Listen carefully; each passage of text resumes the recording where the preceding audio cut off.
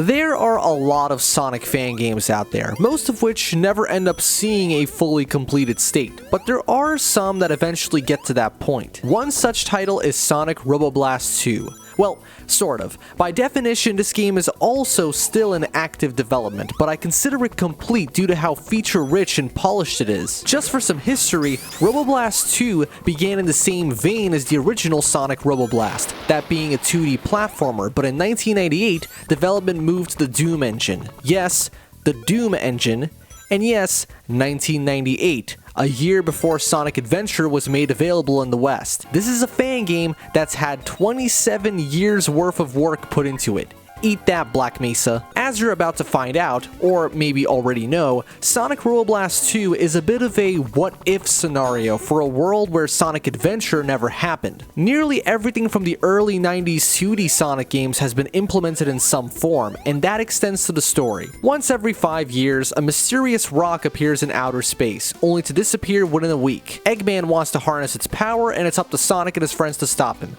Nice and simple, fitting for what this game is aiming for. When starting a new file, you get the choice of playing as either Sonic and Tails together, the two of them individually, or Knuckles. You can also unlock a few more characters as you go, but I strongly advise you play as Tails for your first playthrough for reasons I'll get into. Most zones are split into 2 acts and a boss, although, just like in the classics, some zones only contain a single act and might not even feature a boss. Special stages are here and accounted for, harkening back to Nights into Dreams, and are accessed by collecting Emerald tokens. You can actually collect more than one of these in a level, which will grant you multiple attempts at any given special stage. Other collectibles include extra lives, rings, and several unique shield power-ups. Apart from the classic free elemental shields from Sonic Free or Mania, Robo Blast 2 adds the attraction shield, which draws in rings and lets you perform a pseudo homing attack, the force shield, which takes 2 hits, the Armageddon shield, which can trigger an explosion, the elemental shield, which protects you from almost everything, and finally, the whirlwind shield, which allows for a double jump. That last one comes in especially handy when you're not playing as Tails. Anyway, why should you play as him over Sonic for a first playthrough? Simply put, Sonic Robo Blast 2 has an incredibly steep learning curve primarily due to its controls. I don't think anyone would argue that Doom is a platformer. In fact, until Raven Software modified the engine, you couldn't even jump. With that said, Robo Blast 2's origin as an idtech title is evident anytime you have to do any precise platforming. Movement is incredibly slippery, and you hold on to your momentum for just long enough that flying off the edge of a platform is not an uncommon occurrence. I find that most jumps are designed without any sort of running start or spin dash jumping in mind, as I had to go against my instinct several times. I always figured you need to have at least some sort of speed going into a jump to make it, but that usually leads to me overshooting. It's important to remember that Sonic and company accelerate very quickly, so you can actually make most jumps even from a standstill. Tails is an absolute godsend because he can simply bypass a good number of the more frustrating platforming sections. Additionally, he's not as reliant on the occasional sequence of springs, since there doesn't seem to be a scripted trajectory to each one like in any official 3D Sonic game. There's still plenty of level for him to play through as well, but it's nice to know that you don't have to deal with any particularly aggravating stage gimmicks like the ones in Arid Canyon or Egg Rock. That isn't to say that the level design is bad though. For the most part, I would say that every level is well paced, a fair length, and offers exciting set pieces and challenges. Even in the face of an ill-suited movement system, I think the designers were able to mostly accommodate for that slipperiness, primarily by having most platforms be several times larger than what they would traditionally be in a 2D Sonic game. It becomes immediately evident from the first zone that Sonic Robo Blast 2 truly is the antithesis of what 3D Sonic had become around that time of initial development. I just want to say that Sonic Adventure is in my top 5 games of all time, and I completely understand the design decisions that were made when taking Sonic's gameplay into 3D for the 6th console generation. With that said,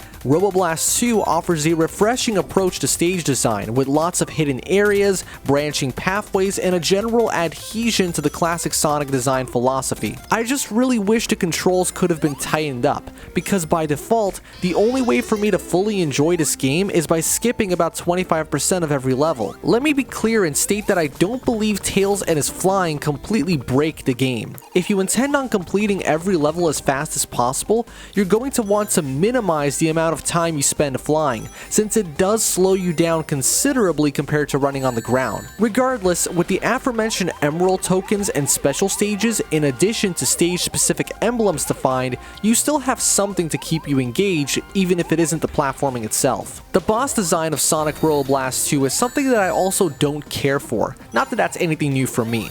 The first three go down just fine and have attacks that are fairly telegraphed, but the fourth boss was when I lost all tolerance for this part of the game. There's nothing outright broken about it, but it drives me insane when I hit Eggman only to get sent flying back just far enough to fall directly into the spiked floor with seemingly no way to avoid it. Fang the Sniper is also really frustrating with how he can stun lock you with his gun, and the knockback of his bombs is pretty much a guaranteed death in the second half of the fight. Also, the final Eggman encounter has this lock-on rocket attack that I could never figure out how to avoid. On a positive note, I really like the Metal Sonic fight in the way that it was a race through an obstacle course, just like Sonic CD. You've obviously noticed by now that I'm playing this game in a first-person mode, not the default third-person view.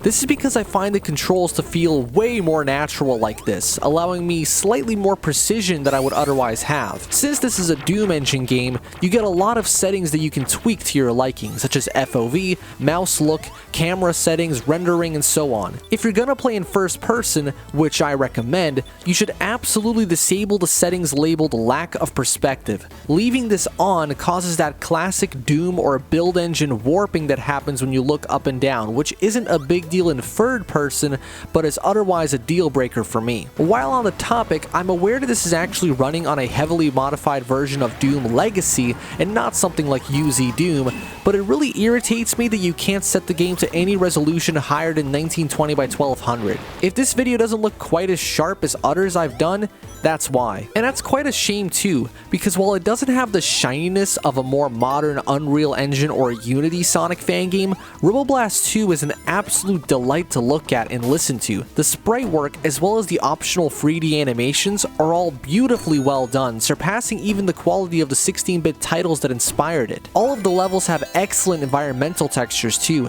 and the special stages in particular are mesmerizing at times. Also, the soundtrack is excellent. I haven't sunk nearly as many hours into this as any official Sonic title, but I already have most of the level themes stuck in my head. A really nice touch I noticed was during the Metal Sonic race with how it incorporates both the Japanese Stardust Speedway motif as well as his theme from Sonic 4 Episode 2. I first played Sonic Robo Blast 2 around the early 2010s, and I remember being put off by the controls and even the visuals, since I wasn't really familiar with the idtech aesthetic at the time. After giving this game another shot some 15 years later, keeping in mind all of the accommodations I made to improve playability, I think that this truly is a wonderful piece of work that respects the source material and offers a lot to see and do. There's even several bonus levels to unlock, including early versions of otherwise more polished levels, kind of like what Crow Team did with the Talos principle. Most of you have probably already played this game at some point through its various versions,